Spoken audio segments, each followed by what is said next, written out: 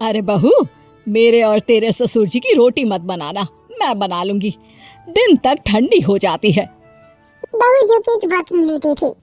नहीं नहीं माँ जी, मैं अच्छे से कपड़े में लपेट देती हूँ ना। आप क्यों मेहनत करेंगी, माइक्रोवेव में गर्म कर लेना। अरे नहीं बहू, मेहनत मत कर। वैसे भी ऑफिस में कम मेहनत होती है क्या? जा रहने दे। लेकिन बहू मानती नहीं। वो सास ससुर की रोटी बना कर ही जाती है। दोपहर में खाने के वक्त ससुर जी कहते हैं, अरे बहू को रोटी बनाने के लिए क्यों मना कर दिया? क्या हो गया? ठंडा ही तो खाते आए हम लोग हमेशा से। अरे वो क्या है ना, सुबह ऑफिस जाती है, घर का सारा काम करने में वक्त लग जाता है। अरे थकती है वो अलग, तो मैंने सोचा बहाने से ही थोड़ा कम काम करवाऊं। ससुर मुस्कुरा रहे होते हैं। ये तो अच्छा है, बहू को समझना जरूरी है। वक्त बीत रहा था। घर में सब खुश थे कि एक दिन माँ जी, आप शाम को थोड़ा टहलने निकला करें। घर पर रह रहकर हड्डियाँ जाम होती है। पापा को भी ले जाया करिए, मैं वक्त पर तो आ जाती हूँ। बहू ठीक 5 बजे ऑफिस से घर आ जाती है। फिर चाय नाश्ता बनाकर सास ससुर के साथ बैठती, उन लोगों को सारा दिन का हाल बताती। रात को पति घर आता है। क्या बात है बेटा, ऑफिस से आकर कभी हम लोगों के साथ भी बैठा कर।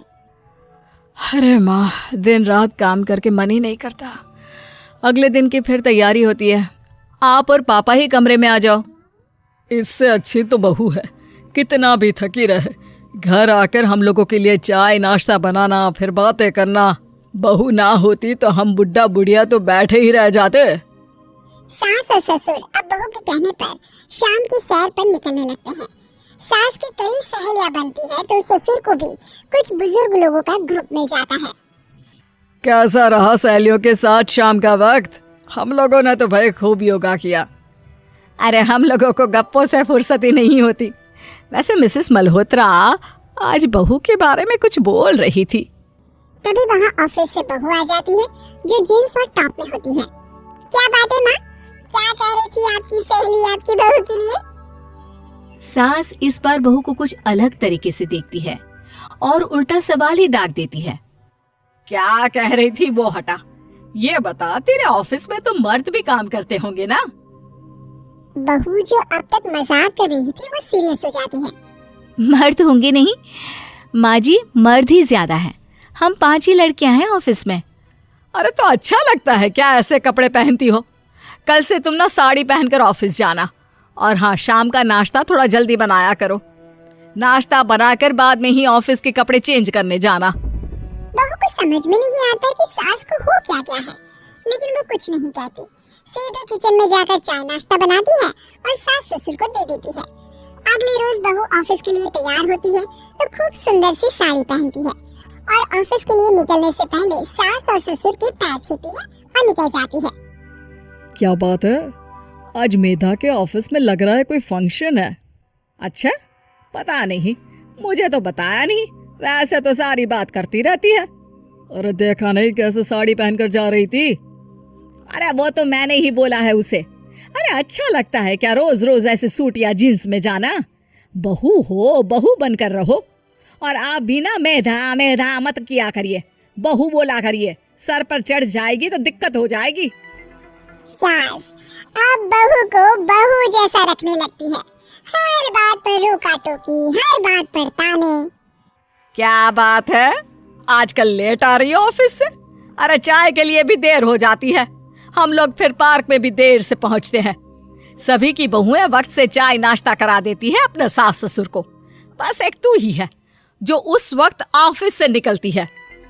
माँ जी, वो एक रास्ता पुलिस वालों ने न जाने क्यों बंद कर रखा है, जिसके कारण ट्रैफिक ज्यादा हो जाता है। मैं कोशिश करूंगी कल वक्त से पहले ही निकल जाऊं। ससुर देख रहे होते हैं कि बहू अब परेशान से रहने लगी है। एक रोज, मेधा, बेटी मेधा। जी पिताजी। बेटा देख जरा, कौन सी टी शर्ट अच्छी लग रही है? वो क्या है ना, शाम को सब बदल बदल कर टी शर्ट पहनता है। मैं भी सोच रहा हूँ कि आज कुछ अच्छा सा पहन कर जाऊं। हाँ पिताजी, ये सही है। ये लाल वाली ना बहुत जचेगी आप पर। मेरे पापा पर भी डार्क रंग बहुत जचता है। क्या चल रहा है? अरे ससुर के सामने घूंघट तो छोड़ो, ऊपर से रंग बताया जा रहा है टी शर्ट का। अरे बहू, कोई संस्कार दिए नहीं है क्या तेरी माँ ने? बहू इस बार बहुत निराश हो जाती है। वो वहाँ से तुरंत अपने कमरे में चली जाती है। अब बहू घर का सारा काम करती, ऑफिस जाती, लेकिन साड़ी और सर पर पल्ला लेकर। एक बार पड़ोसन उनके घर आती है।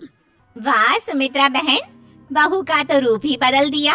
ठीक किया, बहू बहू जैसी ही अच्छी लगती है। अच्छा चलती हूँ मैं।